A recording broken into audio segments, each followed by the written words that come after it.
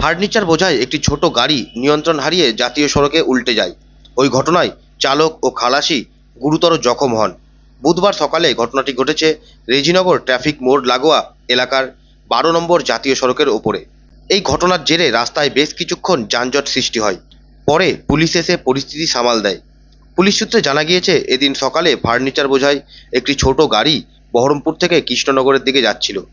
চালক বেপরোয়াভাবে গাড়ি চালিয়ে যাওয়ার ফলে রেজিনগর ট্রাফিক মোড় পেরিয়ে যাওয়ার পরে নিয়ন্ত্রণ হারিয়ে রাস্তায় ডিভাইডারের সাথে ধাক্কা মারে। এরপরে জাতীয় সড়কের ওপর উল্টে যায়। খবর পেয়ে রেজিনগর থানার পুলিশ ঘটনাস্থলে পৌঁছে পরিস্থিতি নিয়ন্ত্রণে আনেন। চালক ও খালাসিকে পাঠানো হয় হাসপাতালে। ওই ঘটনায় গাড়িতে থাকা সব সামগ্রী ভেঙে গিয়েছে। ফার্নিচার দোকানের মালিকের কয়েক লক্ষ টাকার ক্ষতি হয়েছে বলে জানা গিয়েছে।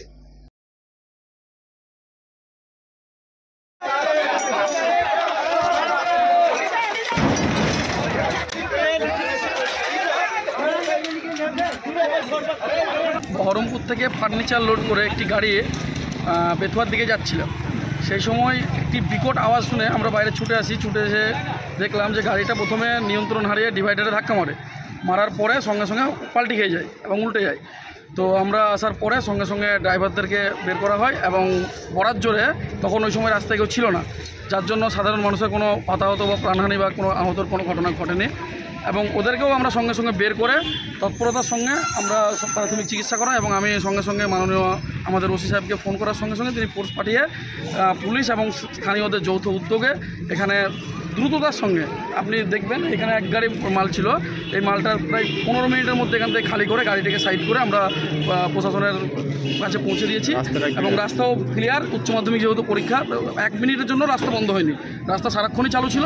একবার এই গাড়িটা যখন আনলোড হচ্ছিল বলে একটু ডাইভারশন করে গাড়িটাকে সাইড দিচ্ছিল, কিন্তু এখন বর্তমানে স্বাভাবিক রাস্তা চলাচল হচ্ছে। কী কারণে ঘটনাটা ঘটলো বোঝা যাচ্ছে? কী কারণে এখনও সেভাবে বুঝতে পারছি না, হয়তো ড্রাইভারদের ঘুম টুমের ব্যাপার থাকতে পারে হয়তো। তো সেই হিসাবে গাড়ির গতিও ছিল, তো সেই গতি থেকে নিয়ন্ত্রণ হারিয়ে প্রথমে ডিভাইডারে মারার পরে উল্টে যায় সঙ্গে সঙ্গে। ড্রাইভার ঘুমিয়ে যাচ্ছিল যতদূর সম্ভব, তারপরে ডিভাইডারে ধাক্কা মানে প্রথম একবার।